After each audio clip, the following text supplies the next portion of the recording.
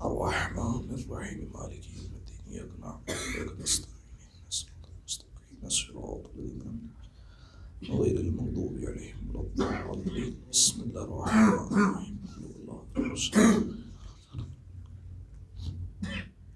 بسم الله الرحمن الرحيم. بسم الله الرحمن الرحيم.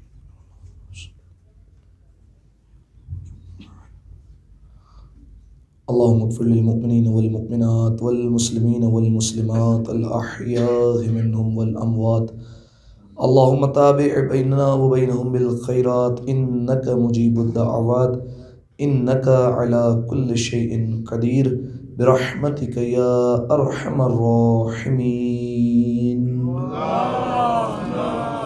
اللهم صل على محمد وآل محمد.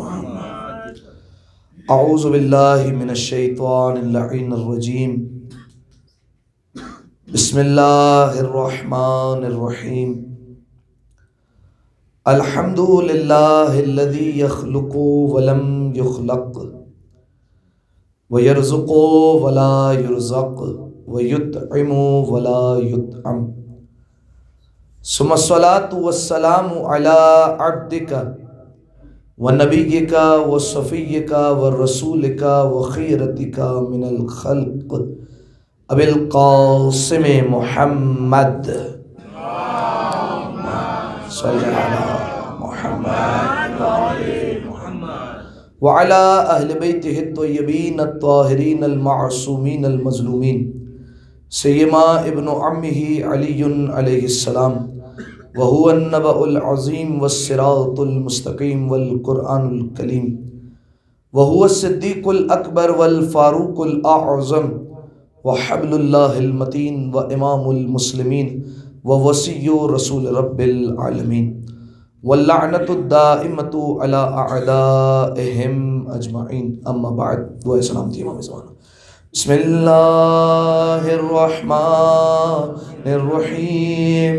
اللہم قل ولیک الحجۃ ابن حسن صلواتک علیہ وعلی آبائہ فی ہذہ الساعة وفی کل ساعة ولیا وحافظا وقائدا وناصرا ودلیلا وعینا حتی تسکنہ ارضک طوعا وتمتعہ فیہا طویلا.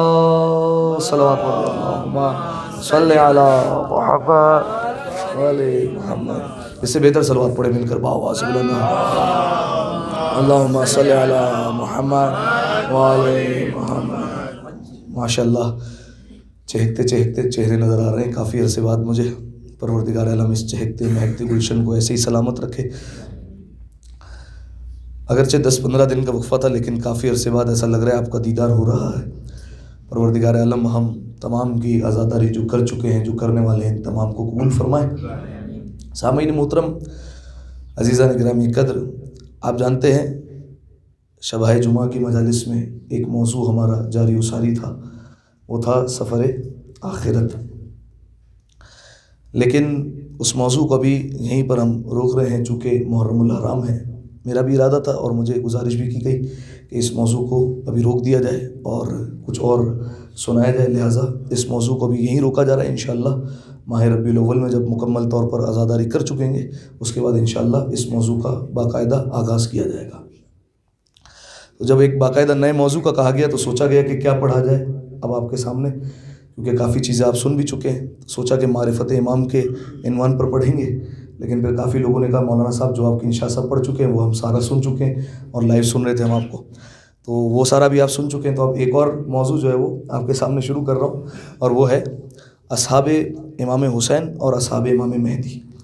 पहले सोचा था कि इमाम ज़माना का टॉपिक पूरा आपके सामने पेश करूंगा, लेकिन उसमें होता यही कि रबीउल अव्वल तक वो मौजू मुकम्मल नहीं हो पाता, और उसके बाद ज़ाहिर सफ़र आखिरत को भी मुकम्मल करना है और इस मौजू को भी मुकम्मल करना होता, तो फिर आपस में क्लैश होता। लिहाजा इमाम ज़माना के टॉपिक में ही एक मौजू को ख़ास कर दिया मैंने, असहाब इमाम हुसैन और असहाब इमाम मेहदी।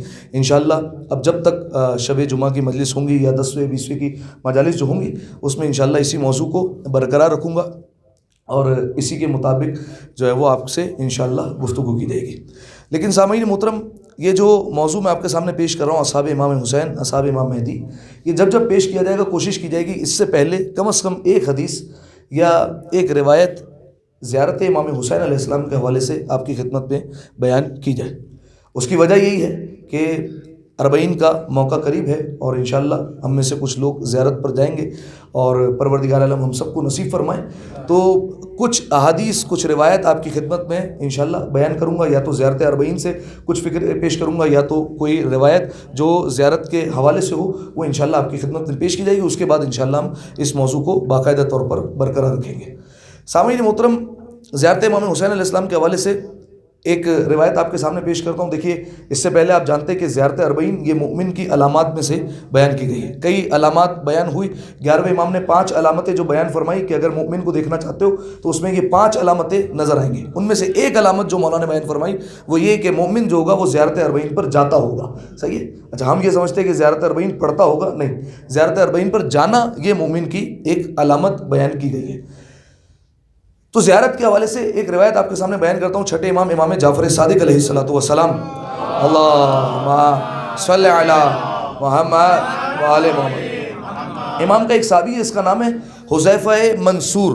सही है। इमाम का एक साहबी है, चाहने वाला है, इमाम की खिदमत में आया और इमाम की खिदमत में आकर कहता है कि मौला, मैं ज़ियारत इमाम हुसैन अलैहिस्सलाम पर अब तक नहीं गया हूँ।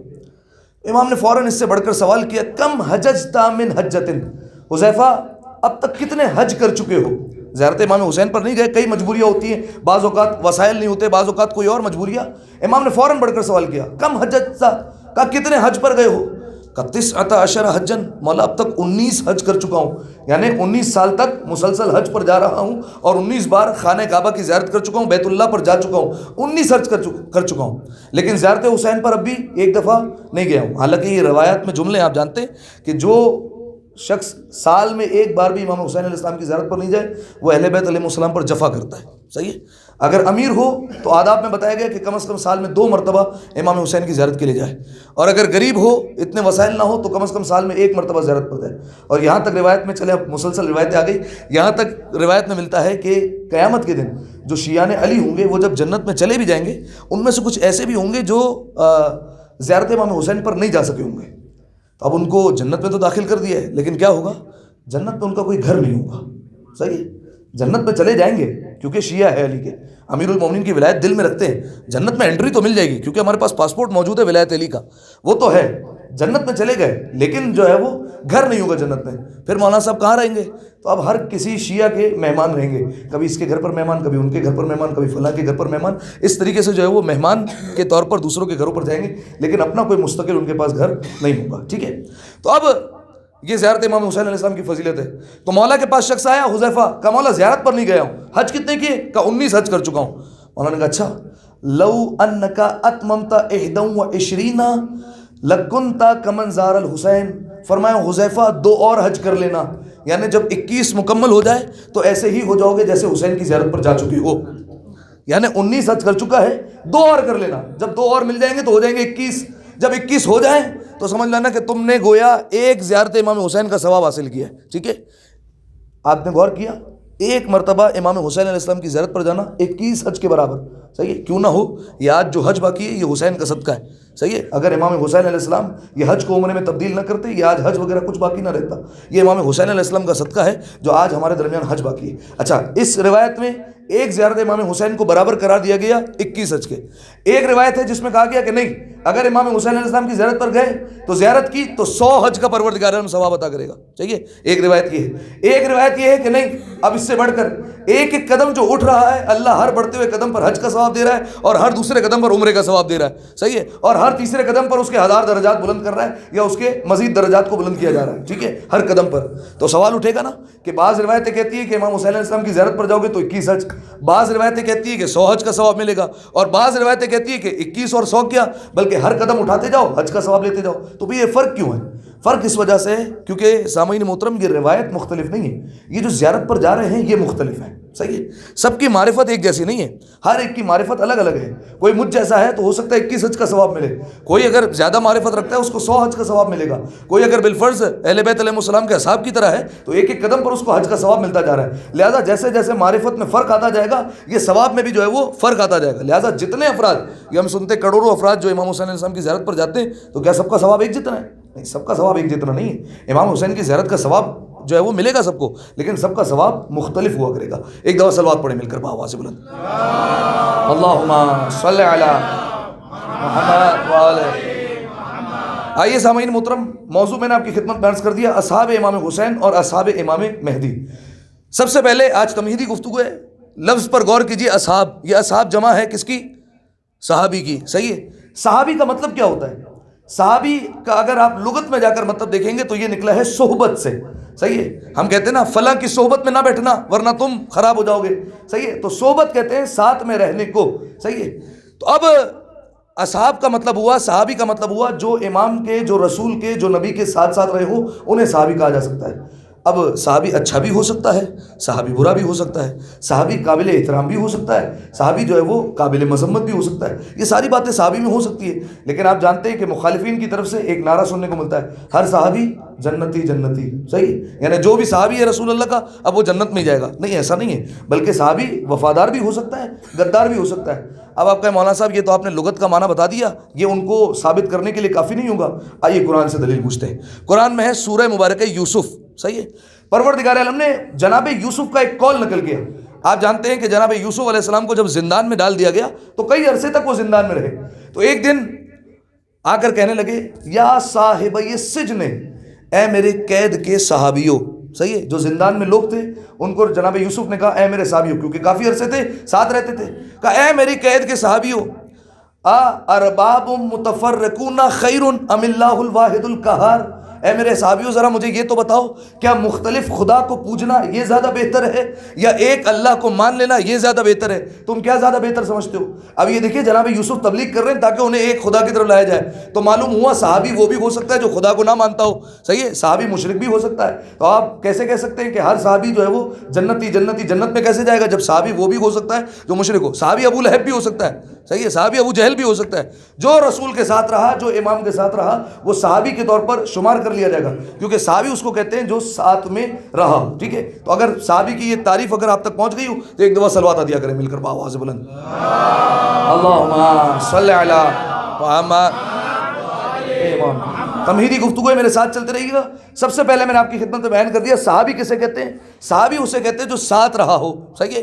اب یہ مشرک بھی ہو سکتا ہے، منافق بھی ہو سکتا ہے، قابل احترام بھی ہو سکتا ہے، قابل مذمت بھی ہو سکتا ہے، اچھا بھی ہو سکتا ہے، برا بھی ہو سکتا ہے، وفادار بھی ہو سکتا ہے، غدار بھی ہو سکتا ہے، ٹھیک ہے۔ یہ ہو گئی صحابی کی تعریف، میں نے آپ کے سامنے بیان کر دی۔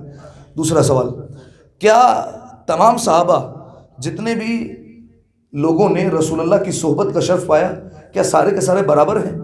کیا ان میں کوئی آپس میں فرق نہیں پایا جاتا؟ کیا ان سب کا مقام اور مرتبہ ایک ہے یا مقام اور مرتبہ مختلف ہے؟ کیا ہے جواب؟ مختلف ہے۔ تو پھر یہ نعرہ کیوں آیا کوئی فرق نہیں ان چاروں میں؟ ہے نعرہ سنا ہے نہیں سنا ہے؟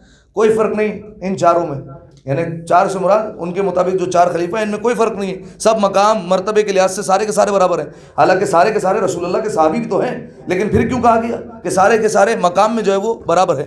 تو ہمارے نزدیک سارے صحابی جو ہے وہ برابر نہیں ہیں۔ آئیے قرآن سے دلیل پیش کرتا ہوں۔ قرآن میں دلیل ہے اور آیت موجود ہے، انظر کیف فضلنا بعضهم علی بعض، اے حبیب ذرا غور تو کیجئے، دیکھیے تو صحیح ہم نے تمام لوگوں میں بعض کو بعض پر کیسے فضیلت دی ہے۔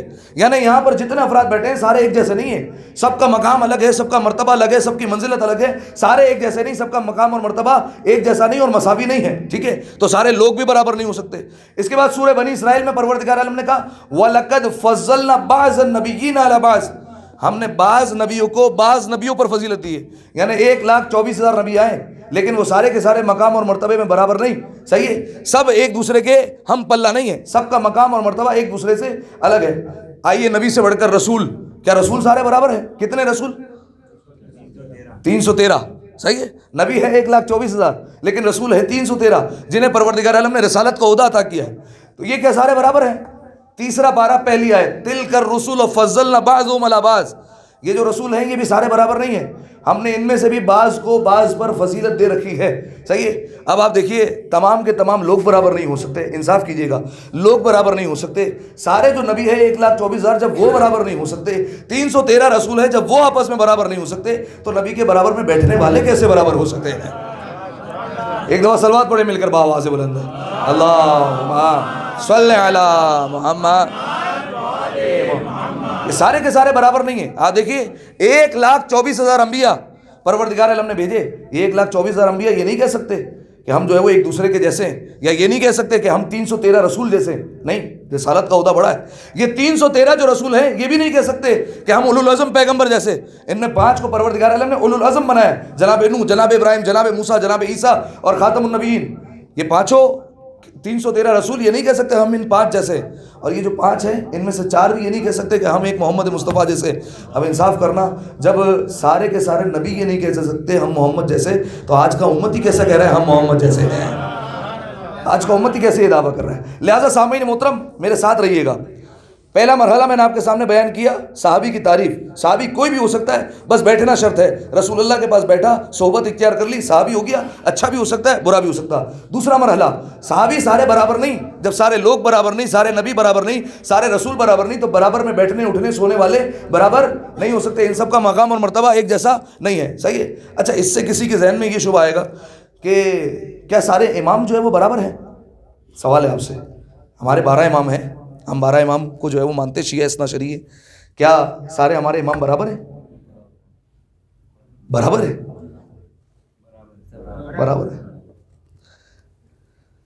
دیکھیے امامت کے لحاظ سے آپ کہہ سکتے ہیں برابر ہیں، صحیح ہے، فضیلت کے لحاظ سے برابر نہیں ہے، صحیح ہے۔ نبوت کے لحاظ سے آپ یہ کہہ سکتے ہیں پروردگار عالم نے ہر نبی کو نبوت عطا کی ہے، اس لحاظ سے برابر، لیکن ہر نبی فضیلت کے لحاظ سے برابر نہیں۔ اسی طریقے سے ہر امام امامت کے لحاظ سے ہو سکتا ہے آپ کہتے ہیں برابر ہے، جس نے پہلے کی امامت کا انکار کیا اس نے رسول اللہ کی رسالت کا انکار کر دیا، جس نے نوے امام تقی کی امامت کا انکار کر دیا وہ بھی ایسا ہی ہے جس نے رسول اللہ کی جو ہے وہ رسالت کا انکار کر دیا۔ امامت میں سارے برابر ہیں، بلکہ 7ویں امام امام موسی کاظم علیہ الصلوۃ والسلام، اللہم صلی علی محمد، 7ویں امام کی حدیث ہے، فرمایا نحن فی العلم والشجاعت سوا، فرمایا ہم سارے کے سارے علم میں اور شجاعت میں برابر ہیں، کوئی فرق نہیں ہے۔ جیسے امیر المومنین کا علم ہے ویسے ہی 10ویں امام کا علم ہے، جیسے امام حسن کا علم ہے ویسے امام حسن عسکری کا بھی علم ہے، جیسے امام حسین کا علم ویسے 8ویں امام کا بھی علم، کوئی فرق نہیں ہے، علم میں سارے برابر ہیں، صحیح ہے۔ اچھا آپ دیکھیے اسی لیے آج جب شب قدر آتی ہے ہم آیت پڑھتے ہیں تنزل الملائکۃ والروح، یہ ملائکہ روح الامین نازل ہوتے ہیں، صحیح ہے، سارے امور لے کر آتے ہیں، رزق کے معاملات اور جو سال بھر ہونے والا ہے وہ تمام معاملات لے کر نازل ہوتے ہیں۔ کس پر نازل ہوتے ہیں؟ سوال کر رہا ہوں میں آپ سے، کس پر آتے ہیں؟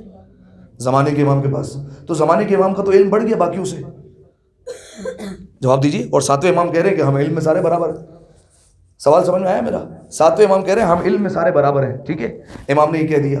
شب قدر پر سارے کے سارے فرشتے روح الامین تمام ہم سب کی تقدیریں لے کر زمانے کے امام کے پاس چلے جاتے ہیں، مولا اس کی تقدیریں بڑھنی ہے، اس کو شفا ملنی ہے، اس کی موت آنی ہے، یہ اس سال حج پر جائے گا، یہ اس سال زیارت پر جائے گا، یہ ساری آپ کے پاس تقدیریں، آپ دستخط کر دیں، صحیح ہے، کوئی کمی بیشی وہ امام کر سکتا ہے۔ تو ابھی امام کا تو علم بڑھ گیا زمانے کے امام کا، ہے یا ایسا نہیں ہے؟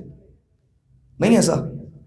دیکھیے اس کا جواب یہ ہے کہ فقط زمانے کے امام کے پاس پیش نہیں ہوتے، بلکہ فرشتے یہ تمام امور لے کر پہلے رسول اللہ کے پاس جاتے ہیں، صحیح ہے، رسول اللہ پہلے دستخط کرتے ہیں، پھر امیر المومنین کے پاس آتے ہیں، صحیح ہے، پھر امیر المومنین کے بعد امام حسن کے پاس آتے ہیں، امام حسن کے بعد امام حسین کے بعد، یہ سلسلہ چلتا ہے، آخر میں زمانے کے امام کے پاس آتے ہیں، پھر وہ دستخط کرتے ہیں، پھر یہ حدیث سنیے ہم سب علم میں برابر ہیں، صحیح ہے، سب کا علم برابر ہو گیا، جیسے پہلے کا علم ویسے ہی آخری کا علم۔ اور پھر فرمایا والشجاعت سوا، ہم شجاعت میں بھی سب برابر ہیں، ہماری شجاعت میں بھی کوئی فرق نہیں، ایسا نہیں امیر المومنین زیادہ شجاع تھے اور نعوذ باللہ امام حسن علیہ السلام نے صلح کر لی اس لیے وہ جو ہے وہ انہیں جنگ نہیں آتی، نہیں، امام حسن علیہ السلام نے جناب عباس کو جنگ سکھائی، ان کی شجاعت کے لیے یہی کہنا کافی ہے، لہذا سارے شجاعت میں بھی برابر ہیں، لیکن فضیلت میں سب برابر نہیں ہے. صحیح ہے. آپ یہ کہہ سکتے ہیں کہ امامت میں برابر ہو گئے, علم میں برابر ہو گئے, شجاعت میں برابر ہو گئے, کیا فضیلت میں برابر ہو گئے؟ کیا امام علی اور امام حسین کی فضیلت ایک جیسی ہے؟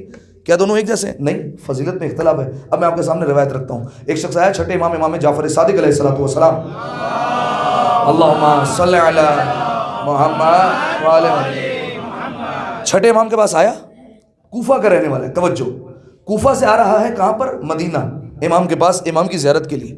اچھا, آپ جانتے ہیں کوفہ اور نجف جو ہے وہ قریب قریب ہے. صحیح ہے. اور مدینہ کے رستے میں آتا ہے. لیکن امام کے پاس آ کر کہہ رہے ہیں جئتک ولم ازر قبر امیر المؤمنین, مولا میں آپ کی زیارت کے لیے آیا ہوں, آپ کی زیارت کی ہے لیکن قبر امیر المؤمنین کی زیارت نہیں کی میں نے درمیان میں. صحیح ہے. آپ کی زیارت کر چکا, امیر کائنات کی زیارت نہیں کی. امام نے کہا بئس ما صنعت, فرمایا تو نے کتنا ہی برا کام کیا ہے. فرمایا تو نے امیر المؤمنین کی زیارت چھوڑ دی. اس کے بعد فرمایا لولا انک من شیعتنا, اگر تو ہمارے شیعوں میں سے نہ ہوتا, ما نظر تو الیک, ہم تیری طرف آنکھ اٹھا کر بھی نہیں دیکھتے. صحیح ہے. تو نے امیر المؤمنین کی زیارت چھوڑ دی. اور پھر فرمایا انا امیر المؤمنین افضل من الائمۃ کلہم, فرمایا امیر المؤمنین ہم ائمہ علیہ السلام میں سب سے افضل ہیں. صحیح ہے. سب کی فضیلت ایک جیسی نہیں ہے, فضیلت کے لحاظ سے امیر المؤمنین کا مقام زیادہ ہے. ایک اور روایت سن لیجیے. چوتھے امام امام زین العابدین علیہ السلام, اللہم صلی علی محمد وآل محمد. چوتھے امام لقب ہے کیا؟ سید الساجدین, زین العابدین, عبادت گزاروں کی زینت, سجدہ کرنے والوں کا سردار. ٹھیک ہے. ذو الصفنات, اتنے گھٹے پڑ جاتے, سال میں کاٹے جاتے تھے عبادت کی وجہ سے. صحیح ہے. یہ ہے چوتھے امام کی عبادت. لیکن جب امیر المومنین کی عبادت کا مرحلہ آتا ہے تو کہتے ہیں جیسے میرے دادا علی عبادت کرتے تھے ویسی میں نہیں کر سکتا. ٹھیک ہے. چوتھے امام آئے نجف اشرف امیر المومنین کی زیارت کرنے کے لیے. جیسے ہی وہاں پر پہنچے امام کی زیارت کے لیے, زیارت کی, زیارت امین اللہ جو پڑھتے ہیں زیارت ہم, وہ مولا کی قبر کے پاس کھڑے رہ کر پڑھی. اور اس کے بعد کہا اپنے ایک صحابی سے, کہا ذرا وہاں بستر لگا دینا, اب میں آرام کرنا چاہتا ہوں. توجہ ہے آپ کی. زیارت کر لی, کہا بستر لگا دینا. صحابی نے کہا مولا میں نے آپ کو رات تک کو آج تک سوتے ہوئے نہیں دیکھا, آپ تو رات بھر عبادت میں مصروف رہتے ہیں, آپ کے بارے میں تو مشہور ہے آپ ہزار ہزار رکعتیں پڑھتے ہیں. مولا آج آپ کہہ رہے ہیں کہ آپ کا بستر لگا دیا جائے, آپ نے امیر المومنین کی زیارت کی اور کہہ رہے ہیں میں سونا چاہتا ہوں. مولا آپ تو ہمیشہ پوری رات عبادت کرتے ہیں, کبھی سوتے ہوئے نہیں دیکھا. امام نے کہا سنو, علی کا در وہ واحد در ہے جس پر سونا بھی عبادت ہے.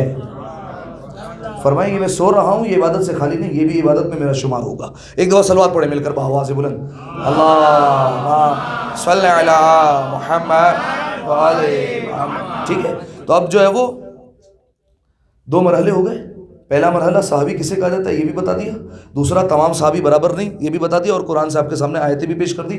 جیسے نبی برابر نہیں, جیسے رسول برابر نہیں, جیسے امام برابر نہیں, ویسے جو ہے وہ امام کے برابر میں لوگ بیٹھنے والے وہ بھی برابر نہیں. ٹھیک ہے. اب آئیے, ہمارا ٹاپک ہے اور مضمون ہے اصحاب امام مہدی اور اصحاب امام حسین.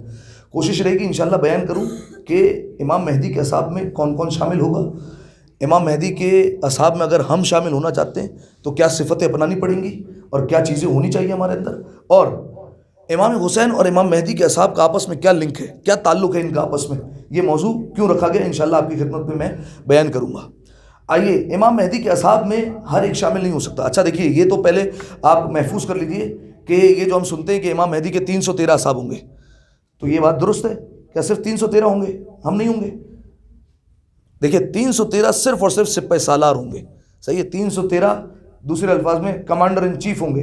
ان 313 کے انڈر میں ہر ایک کے جو ہے وہ فوج آتی ہوگی. صحیح ہے. اور یہ سپہ سالار ہوں گے ہر ایک فوج کا. صحیح ہے.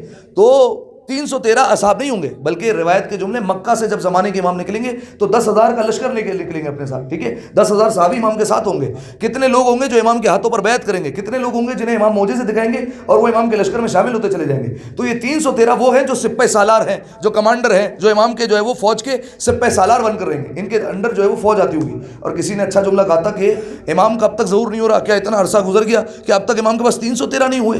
اتنے مجتہدین گزر گئے, اتنے علماء گزر گئے کہ اب تک مولا کے پاس 313 کا عدد پورا نہیں ہوا. تو کسی نے اچھا جملہ کہا کہ مولا کو 313 مسلمان نہیں 313 سلمان چاہیے. لہذا 313 مولا کے جو ہے فوج میں سلمان جیسے ہوں گے. اچھا, صرف سلمان جیسے نہیں, خود جناب سلمان نہیں ہوں گے. آج یہ بات بیان کر رہا ہوں اور بات تمام ہو جائے گی. جناب سلمان خود زمانے کے امام کے لشکر میں ہوں گے. صحیح.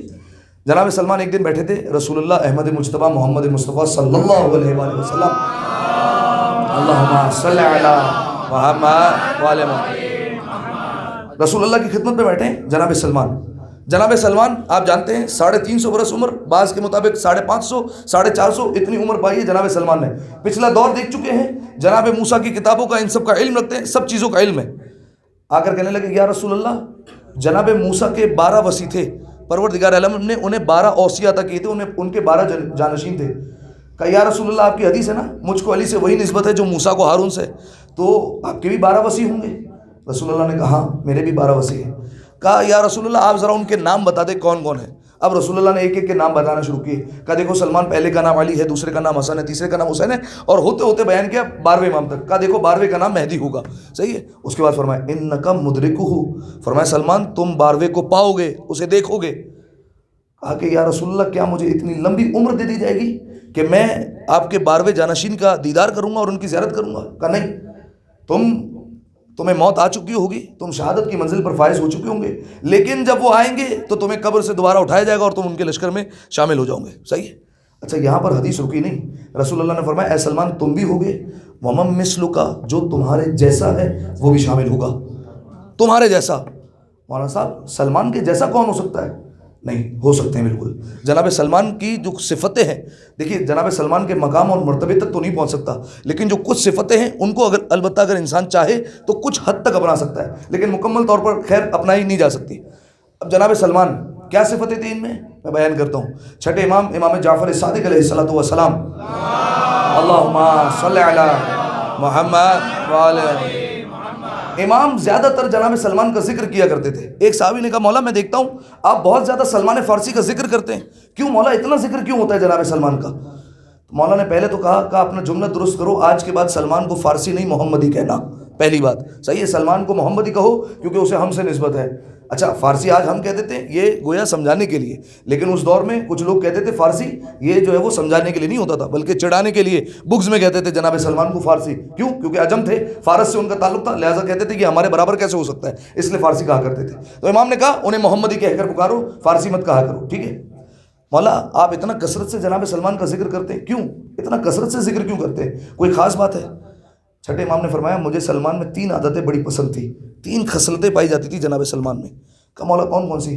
فرمایا حبہ للعلم والعلماء، فرمایا سلمان علم کو اور علماء کو دوست رکھتا تھا.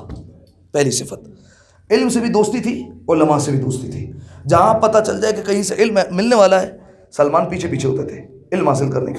علماء اس دور کے سب سے بڑے عالم کا نام امیر المؤمنین تھا، امیر المؤمنین کے ساتھ ساتھ رہتے تھے. میں روایت عرض کر چکا ہوں، دوبارہ عرض نہیں کرنی کہ سلمان امیر المؤمنین کے قدم پر قدم رکھ کر چلا کرتے تھے. ٹھیک ہے، روایت آپ کے ذہنوں میں ہوں گی.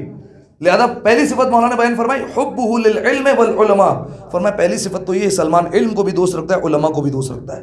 دوسری صفت فرمایا مجالستہ الفقراء، فرمایا دوسرا پوائنٹ اور دوسری صفت وہ یہ کہ سلمان کو فقیروں کے ساتھ بیٹھنا اچھا لگتا تھا، فقیروں کے ساتھ بیٹھتے تھے. صحیح ہے. اتنا بڑا عہدہ ہے جناب سلمان کے پاس، کل ایمان کے در کے دربان ہیں. جناب سیدہ انہیں چچا کہہ کر بلاتی تھی. امام حسن امام حسین انہیں جنت کی بشارت دے چکے تھے. رسول اللہ انہیں اہل بیت کا تمغہ دے چکے تھے کہ منا اہل البیت، ہم اہل بیت میں سے. لیکن اس کے بعد بھی بیٹھنا کس کے ساتھ پسند ہے؟ فقیروں کے ساتھ بیٹھنا اچھا لگتا تھا. اور یہ صفت امیر المومنین سے اپنائی ہے جناب سلمان نے. آپ کے ذہن میں اگر روایت ہو، جب امام علی علیہ السلام کو دفن کر دیا گیا اور امام حسن اور امام حسین واپس آ رہے تھے تو رونے کی آواز آئی تھی کہیں سے. تو کہا کہ کون رو رہا ہے؟ کہا کہ خرابے میں بیٹھ کر فقیر رو رہا ہے. صحیح ہے. جب وہاں پر گئے تو کہا کہ کیا بات ہے؟ کہا 3 دن سے میرا محسن نہیں آیا، جو مجھے کھانا کھلاتا تھا، جو مجھے لباس تبدیل کروایا کرتا تھا، وہ نہیں آ رہا. تو امام حسن علیہ السلام رونے لگے. کہا کہ کیا بات ہے، رو کیوں رہے ہو؟ کہا کہ تو اس کی صفت بتا، اس میں کیا صفت تھی؟ کہا کہ صفت تو نہیں بتا، اتنا پتا ہے جیسے آپ کے جسم سے خوشبو آ رہی ہے ویسے اس کے جسم سے آتی تھی. کہا نام بتایا؟ کہا نام نہیں. جب بھی نام پوچھتا تھا تو ایک ہی بات کہتے تھے فقیر جالس فقیر و مسکین جالس مسکین. ایک فقیر دوسرے فقیر کے پاس بیٹھا ہے، ایک مسکین دوسرے مسکین کے ساتھ بیٹھا ہے. ٹھیک ہے. تو جناب سلمان کی صفت فقیروں کے ساتھ بیٹھنا اچھا لگتا تھا. یعنی اچھا فقیر صرف وہ نہیں جو بالکل جو ہے وہ آپ کو مانگتا ہوا نظر آئے. فقیر کسے کہتے ہیں؟ چلے آپ سے پوچھ رہا ہوں میں، بتائیے کسے کہتے ہیں فقیر؟ شرعی فقیر بتا دے کسے کہتے ہیں؟ جو خمس دیتے ہیں ان کو پتا ہوگا. کسے کہتے ہیں؟ غریب کو. غریب تو عربی زبان میں بے وطن کو کہتے ہیں. سال بھر کا خرچہ نہ ہو، انکم کم ہو، ایکسپینس زیادہ ہو، یہ فقیر ہوتا ہے. صحیح. 50,000 روپے کما رہا ہے 80,000 روپے خرچہ ہے، یہ فقیر کہلائے گا شریعت کے لحاظ سے، ٹھیک ہے۔ تو دوسری صفت بیان فرمایا مجالسہ الفقراء، فرمایا جناب سلمان کو فقیروں کے ساتھ بیٹھنا اچھا لگتا تھا۔ تیسری صفت کوئی بتا سکتا ہے تیسری صفت کیا ہے؟ فرمایا ایثارہ ہوا امیر المؤمنین علی ہوا نفسی، فرمایا سلمان ہمیشہ اپنی خواہش پر علی کی خواہش کو مقدم رکھتے تھے۔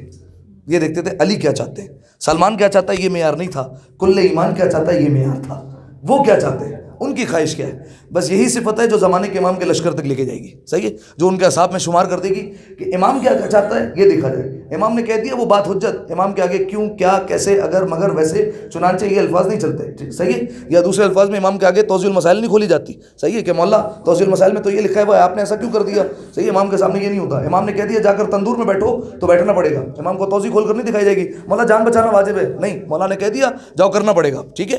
تو امام کے سامنے اگر مگر کچھ نہیں ہوتا، امام نے جیسا کہہ دیا بس ویسا کرنا ہے۔ تو جناب سلمان کی تیسری صفت فرمایا اپنی خواہش پر علی کی خواہش کو مقدم رکھتے ہیں۔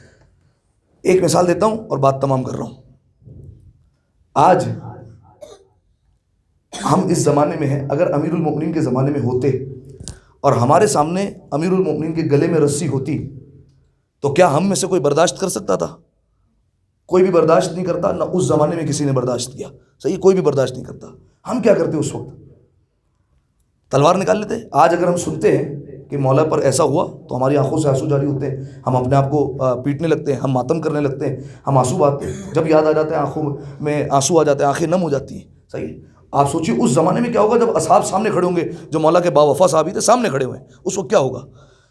آپ جانتے ہیں جب مولا کے گلے میں رسی تھی، جناب ابوذر کا ہاتھ تلوار کے دستے پر چلا گیا تھا، ابوذر بھی تلوار نکالنے والے تھے، نکالی نہیں، نکالنے والے تھے، جناب سلمان نے تلوار نہیں نکالی، صحیح ہے، جناب سلمان اشارے کا انتظار کر رہے تھے امیر المومنین کا، میرا مولا کیا کہتا ہے، یہ علی وہ ہے جو فاتح خیبر ہے، جس نے 2 انگلیوں پر پورا باب خیبر اکھاڑ کر پھینک دیا، اس کے لیے کوئی اہمیت نہیں، اس کے گلے میں رسی ہے، لیکن بات وہی ہے کہ جہاں جیسی ضرورت ہوتی ہے وہاں ویسی شجاعت دکھاتے ہیں، صرف اشارہ تو کر کے دیکھیں مجھے پھر میں اپنی تلوار نکالوں گا۔ جناب سلمان نے تلوار نہیں نکالی، جناب ابوذر کا دستے پر ہاتھ آ گیا تھا۔ علماء کہتے ہیں یہی وجہ ہے کہ ابوذر 90 درجے پر ہے، سلمان 10ویں درجے پر ہے، یہی وجہ ہے، ایمان کے درجے میں فرق آ گیا، صحیح ہے۔ تو جناب سلمان اپنی خواہش پر امیر المومنین کی خواہش کو مقدم کرتے تھے، ٹھیک ہے۔ یہی جذبہ کربلا کے اصحاب میں پایا جاتا ہے، آپ دیکھ لیجئے، کسی کو اپنی فکر نہیں، حسین کی فکر ہے سب کو۔ روایت میں جن کے بارے میں دشمن کہے لبس القلوب علی الدرو، کہ اصحاب حسین وہ تھے جنہوں نے اپنی زرہ پر، شیلڈ پر اپنے دلوں کو اوڑھ لیا تھا، انہیں اپنی کوئی پرواہ نہیں تھی، حسین کا کیا ہوگا بس یہ فکر تھی، حسین کا کیا حال ہونے والا ہے بس یہ سوچ رہے تھے، اپنی کوئی فکر نہیں تھی، اپنی جان چلے جائے کوئی پرواہ نہیں۔ انہی میں سے ایک صحابی جس کا نام ہے حبیب ابن مظاہر، آج پہلا دن ہے لہذا اصحاب کے مصائب سے میں بات کا آغاز کر رہا ہوں۔ حبیب ابن مظاہر کون ہے حبیب؟ بس 1-2 باتیں سنیں۔ بچپن میں جب کھیل رہے ہیں جناب حبیب، رسول اللہ گود میں اٹھا لیتے ہیں، رسول اللہ ہاتھوں کو چومتے ہیں، چہرے پر بوسہ دیتے ہیں، بعض روایتوں کے مطابق قدموں پر بوسہ دیتے ہیں۔ یا رسول اللہ اتنا احترام؟ کہا کہ کیوں نہ کروں، یہ میرے حسین کا اتنا احترام جو کرتا ہے۔ کہا یا رسول اللہ آپ نے کیا دیکھ لیا؟ کہا جب جب میرا حسین آگے چلتا ہے یہ حسین کے پیچھے چلتا ہے، یہ پہلا احترام۔ اس کے بعد جو حسین کے قدموں کے نیچے مٹی آتی ہے جسے حسین نے مس کیا ہوتا ہے، اس مٹی کو اٹھاتا ہے اپنی آنکھوں پر لگاتا ہے، صحیح ہے۔ کہا میں کیوں احترام نہ کروں، یہ میرے حسین کا احترام کرتا ہے۔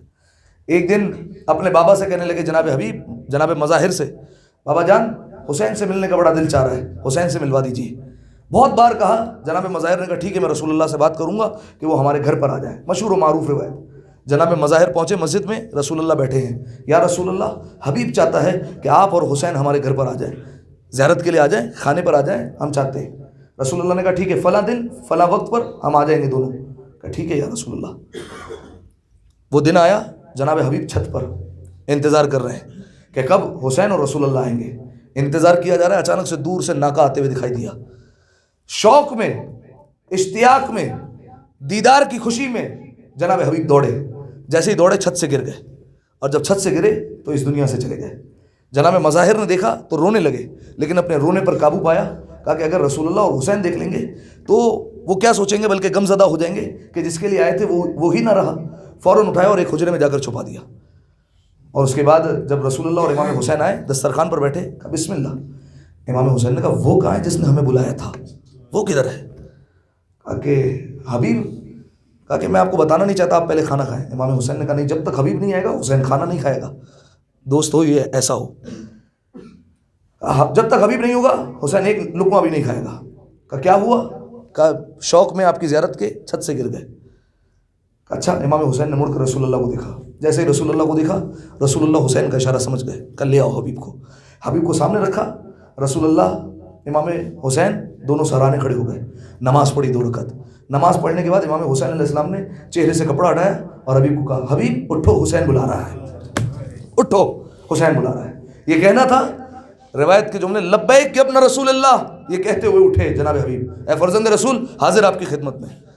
اب چاہے حبیب کو یہاں بلایا جائے یا کربلا میں بلایا جائے, حبیب کبھی بھی انکار نہیں کریں گے حسین کو. آپ دوستی دیکھیے کس طریقے کی دوستی ہے. بچپن میں پیچھے پیچھے چل رہے ہیں حبیب, خاک کو اٹھا کر آنکھوں پہ لگا رہے ہیں, صحیح ہے. شوق دیدار میں اپنی جان دے دی. اس کے بعد امام حسین علیہ السلام کے ساتھ کچھ عرصہ ساتھ رہے. امام حسین نے کربلا بلایا, پہنچ گئے. کربلا میں امام حسین علیہ السلام کے ساتھ شہادت پائی. آج بھی جب امام حسین کی زیارت پر جاتے ہیں پہلے حبیب کی زیارت کرتے پھر حسین کی زیارت کرتے ہیں. آج بھی دونوں دوست ساتھ ہیں. دوست ہو تو ایسے ہو, جہاں تک جو ہے وہ امام حسین علیہ السلام کی رسائی ہے وہیں تک جناب حبیب کی رسائی ہے. آج بھی دونوں ساتھ جو ہے وہ دفن ہے ایک ہی ذریعے میں. بس سامعین محترم ایک قصہ سنیے اور مجھے اجازت دیں. آپ جانتے ہیں ایک خاتون تھی, اس کا ایک بیٹا تھا, اور اس بیٹے کا طریقہ کار یہ تھا کہ ہر سال جب محرم کا چاند نظر آتا تھا اس رات کو سبیل لگاتا تھا اپنے گھر کے باہر, صحیح ہے, امام حسین علیہ السلام کی خاطر. کئی لوگ ہوتے ہیں جو محرم کا انتظار کرتے ہیں, عزاداری کا انتظار کرتے ہیں. وہ انتظار کرتا تھا محرم کے چاند کا. جدھر چاند نکلتا تھا اپنے گھر کے باہر امام حسین کے نام کی سبیل لگا دیتا تھا. بہت امیر تھا, اس کا شربت دور دور سے لوگ پینے آتے تھے کہ فلاں جگہ دودھ کا شربت ہوتا ہے, بہت خاص شربت ہوتا ہے, چلو پی کر آتے ہیں. دور دور سے لوگ آتے تھے. ایک بار ایسا ہوا ایک سال کہ اس پر کرائسس آ گئے. حکومت نے اسے اٹھا کر جیل میں ڈال دیا. بے قصور تھا. اور جب اسے پتا چلا کہ محرم آنے والا ہے, آسمان کی طرف نگاہ اٹھا کر کہتا ہے, اے حسنین کی ماں, آپ جانتی ہیں میں کتنا تڑپ رہا ہوں کہ میں آپ کے بیٹے کے نام پر سبیل لگا دوں. آپ کوئی اسباب پیدا فرمائیں کہ میں یہاں سے نکل جاؤں. چاند رات سے ایک دن پہلے اسے رہائی مل گئی. گھر پہنچا, فوراً جا کر پوچھا کل سبیل لگانی ہے, گھر میں کچھ موجود ہے تاکہ میں حسین کے نام پر سبیل لگا سکوں. کہا کہ اب گھر میں کچھ نہیں ہے, اب تو غربت ہے, اب کچھ بھی نہیں ہے ہمارے پاس. آسمان کی طرف نگاہ اٹھا کر کہتا ہے, حسین میرے پاس کچھ نہیں, لیکن آپ تو نیت جانتے ہیں, آپ اس چیز کو کہاں دیکھتے ہیں, آپ تو نیت دیکھتے ہیں. اس کے بعد کہا کہ ہر سال دودھ کا شربت کرتا تھا, اس بار پانی کا شربت کروں گا. پانی میں شکر ملائی اور رکھ دی سبیل پر. دور دور سے لوگ آئے. جب انہوں نے وہ تبرک اٹھایا اور پینا چاہا تو نہیں پیا. تبرک کو کچھ کہہ تو نہیں سکتے تھے, لیکن سب منہ بنا کر چلے گئے. کچھ دیر بعد گھر سے باہر آیا. جب گھر سے باہر آ کر دیکھا ویسا کا ویسا ہی پڑا ہے شربت, کسی نے نہیں پیا. بڑا رویا, بڑے آنسو بہائے اور آسمان کی طرف دیکھ کر کہتا ہے, اے حسین لگتا ہے آپ نے میری سبیل کو قبول نہیں کیا. جب یہ کہا رو رہا تھا, دروازے پر دستک ہوئی. دروازہ کھولا تو دیکھا کچھ مسافر ہیں. کہا کہ پانی مل سکتا ہے؟ بڑا خوش ہوا. کہا آئیے گھر میں. ہر ایک نے 3 کوزے پانی پیے, صحیح, ٹھنڈا پانی پیا سب نے. اس کے بعد جب تھوڑا ہوش میں آیا کہ سب نے سبیل سے پانی پی لیا, امام حسین کا شکریہ ادا کیا تو غور کیا دیکھا سب نے مسافر کا لباس پہنا ہے. کہا لگتا ہے آپ تو مسافر ہیں. کہاں سے آ رہے ہیں؟ کہا کربلا سے آ رہے ہیں. کہا آپ کون ہیں, آپ کا نام کیا ہے؟ پہلے شخص نے بڑھ کر کہا میرا نام حبیب ابن مظاہر ہے. کہا یہ کون ہے؟ کہا یہ شہدائے کربلا ہے, یہ زہیر ابن کین ہے, یہ مسلم ابن عصیدہ ہے.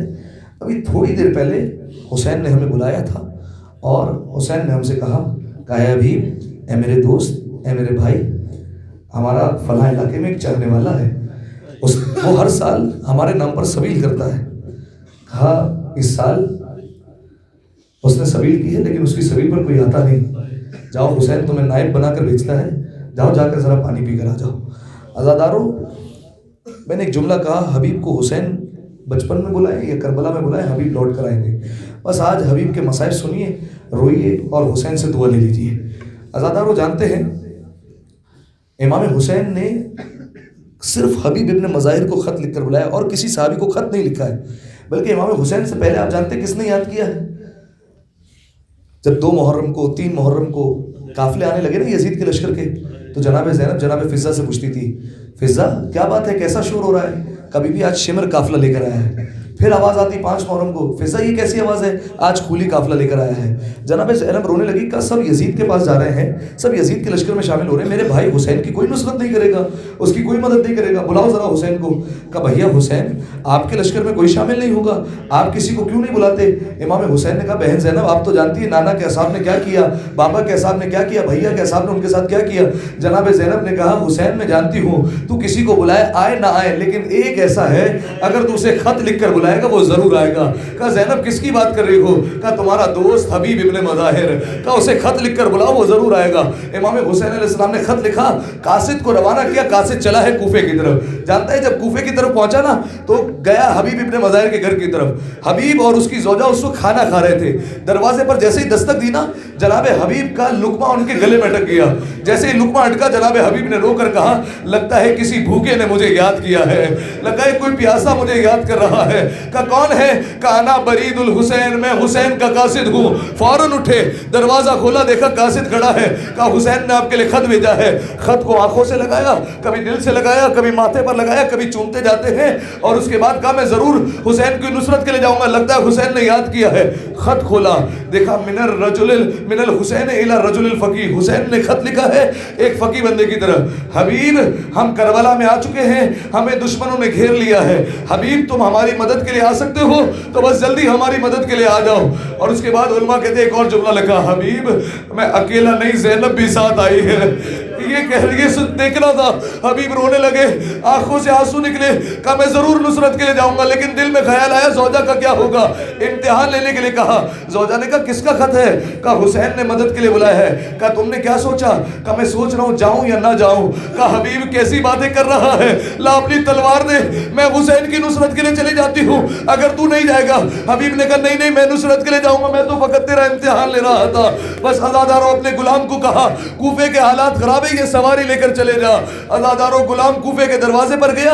حبیب ابن مظاہر راستہ بدلتے بدلتے کوفے کے دروازے پر پہنچے۔ جانتے جب جیسے ہی دروازے پر پہنچے نا کیا دیکھا؟ غلام ہے، سواری کی گردن میں ہاتھ ڈالا ہوا ہے، روتے روتے ایک جملہ کہتا ہے کہ دیکھ اگر میرا آقا نہیں آئے نا تو فکر نہ کرنا، میں تجھ پر سوار ہوں گا اور حسین کی نصرت کے لیے چلا جاؤں گا۔ حبیب یہ سن کر رونے لگے، کہا مولا تو کتنا غریب ہو گیا، ارے غلام تیری مدد کے لیے آنا چاہتے ہیں۔ اجرکم اللہ اجرکم الزہرا، شہزادی آپ کو کوئی غم نہ دے، اپنی صداؤں کو بلند کرنا، رونے میں تکلف نہ کیجیے۔ جانتے چھٹے امام آپ کو دعا دیتے ہیں، اللہم ارحم تلک الشرقۃ التی کانت لنا، پالنے والے ان آوازوں پر رحم کر جو ہمارے غم میں بلند ہوتی ہے، خدا آپ کے آنسوؤں کو شہزادی کے رومال میں جگہ عطا فرمائے، اپنی صداؤں کو بلند کرنا۔ بس عزاداروں جناب حبیب ابن مظاہر سوار ہوئے، 7 محرم کو کربلا پہنچے ہیں۔ جیسے ہی کربلا میں وارد ہوئے نا جناب عباس اپنا پرچم لے گئے، لہراتے لہراتے جناب حبیب کا استقبال کیا۔ جناب علی اکبر خوشی خوشی آگے بڑھے، کہا چچا حبیب آ گئے۔ امام حسین روتے روتے آ گیا، حبیب کو سینے لگایا، حبیب تمہارا ہی انتظار کر رہا تھا حبیب۔ اس کے بعد جیسے ہی شور اٹھا نا جناب زینب نے فضا سے پوچھا فضا یہ شور کیسا ہے؟ کہا اے بی بی حسین کے لشکر میں حبیب آ گیا ہے۔ جناب زینب خوشی خوشی اٹھی، کہا فضا حبیب کو بلانا ذرا، میں زینب بات کرنا چاہتی ہوں۔ امام حسین حبیب کو لے کر آئے، درمیان میں پردہ ہے۔ کہا حبیبی کہیے، کہا اے حبیب سب سے پہلے فاطمہ کی بیٹی کا سلام قبول کرو، بس یہ سننا تھا۔ جناب حبیب زمین پر بیٹھے، کربلا کی خاک اٹھا کر سر پر ڈالنے لگے، روتے روتے کہتے جاتے ہیں اے بی بی یہ وقت آ گیا اب غلام زادوں کو فاطمہ کی بیٹی سلام کرے گی، اجرکم اللہ اجرکم الزہرا۔ بس عزادارو مصائب میں نے مختصر کیے۔ جانتے ہیں ایک وقت آیا جنگ کے دوران، ابو سمامہ مولا کا ایک صحابی، ایک کا مولا نماز کا وقت ہو گیا ہے، آخری نماز آپ کے پیچھے پڑھنا چاہتا ہوں۔ امام حسین نے کہا جعلک اللہ من المصلین، اللہ تیرا شمار نمازیوں میں سے کرے۔ امام حسین نے کہا حبیب جاؤ ذرا مہلت لے کر آؤ، ہم نماز پڑھنا چاہتے ہیں۔ حبیب گئے اور کہا کہ حسین نے نماز کرا دیا کہ جنگ کو روک دو۔ جیسے یہ کہا نا ایک بدبخت نے کہا حسین کی نماز قبول کہاں ہوگی؟ حبیب نے تلوار نکالی، کہا تم بدبختوں کی نماز قبول ہو اور حسین کی نماز قبول نہ ہو؟ یہ کہہ کر کہا اے فرزند رسول بس اب آخری نماز آپ کے نانا رسول اللہ کے پیچھے جنت میں پڑھوں گا، خدا حافظ، آخری سلام قبول کیجئے۔ حبیب نے حملہ کیا، ایک مرتبہ گھوڑے سے گرے، حسین مدد کے لیے پہنچے ہیں، جیسے ہی سر ساموں پہ رکھا ہے نا، مسلم ابن حسیدہ بھی پاس تھے، حبیب ابن مظاہر نے کہا مسلم حسین کا خیال رکھنا، حسین پر کوئی آنچ نہ آنے پائے، حسین کا خیال رکھنا۔ بس عزاداروں سارے مسائل میں نے چھوڑے ہیں۔ جب یہ لٹا ہوا قافلہ کربلا سے چلا ہے کوفے کی طرف، کوفے پہنچے نا، جیسے ہی پہنچے ایک بچے نے آ کر امام سجاد کو سلام کیا. امام سجاد نے کہا ہمیں یہاں کون سلام کر رہا ہے؟ اس نے کہا میں حبیب کا بیٹا ہوں. امام سجاد نے کہا کہ پھوپھی اماں حبیب کا بیٹا آیا ہے. جناب زینب نے کہا یہ بتا تیری ماں کہاں ہے؟ کہا وہ بالے خانے پر بیٹھی ہوئی ہے. جناب زینب نے دیکھا تو دیکھا اس کی آنکھیں بند ہیں. کہا اے زوجہ حبیب تیری آنکھیں کیوں بند ہیں؟ کہا بیوی میں آپ کو بے مکنہ و چادر نہیں دیکھ سکتی ہوں. آپ علی و فاطمہ کی بیٹی ہیں. آپ کی ماں کا جنازہ رات کی تاریکی میں اٹھا تھا. جناب زینب نے کہا میں تجھے حبیب کا پرسہ دیتی ہوں. کہا میں آپ کو حسین کا پرسہ دیتی ہوں. عزاداروں ایک اور حبیب کا بیٹا آیا جس کا نام قاسم تھا. اس نے دیکھا خولی کے ہاتھ میں جناب حبیب کا سر ہے. کہا لا یہ میرے بابا کا سر مجھے دے دے. خولی نے منع کیا کہ نہیں یزید کے دربار میں سروں کی گنتی ہونی ہے, ہم تجھے سر نہیں دے سکتے. جانتے جب یہ قافلہ راہ شام میں پہنچا نا, جناب قاسم ابن حبیب اپنے ساتھ 10 نوجوانوں کو لے کر پہنچے, خولی پر حملہ کیا اور حبیب نے مظاہر کا سر لے لیا. آخری جملہ سر لیا اور امام سجاد کے برابر سے کہتے ہوئے گزرے ارے جس کا جوان بیٹا ہو کس میں مجال ہے کہ اس کے بابا کا سر نوکے نیزہ پر بلند کر دیا جائے. اس نے یہ جملہ کہا, امام سجاد تڑپ گئے, آنکھوں سے آنسو جاری ہوئے, نگاہیں اٹھا کر اپنے بابا کے سر کو دیکھا. او بابا مجھے معاف کرنا بابا, بابا میں کیا کروں, میرے ہاتھوں میں ہتھکڑیاں پیروں میں بیڑیاں, بابا تیرا سجاد مشیت کا پابند ہے.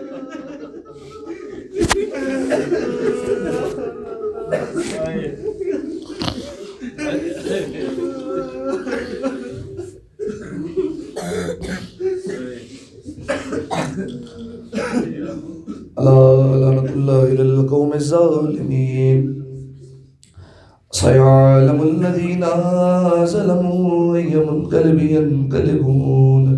آئیے سب مل کر امام حسین کی بارگاہ میں سلام پیش کریں. اربعین حسینیہ قریب ہے اور علماء کہتے ہیں اربعین کی فہرست جناب حبیب ابن مظاہر ہی بناتے ہیں, وہ جسے چاہیں زیارت کے لیے بلا لے.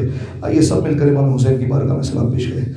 السلام علیک یا ابا عبداللہ وعلى الأرواح التي حلت بفنائك عليك مني سلام الله أبدا ما بقيت وبقي الليل والنهار ولا جعله الله آخر العهد مني لزيارتكم. السلام على الحسين وعلى علي بن الحسين وعلى أولاد الحسين وعلى أصحاب الحسين. آخری بار یک زبان ہو کر السلام على الحسين وعلى علي بن الحسين وعلى أولاد الحسين وعلى أصحاب الحسين.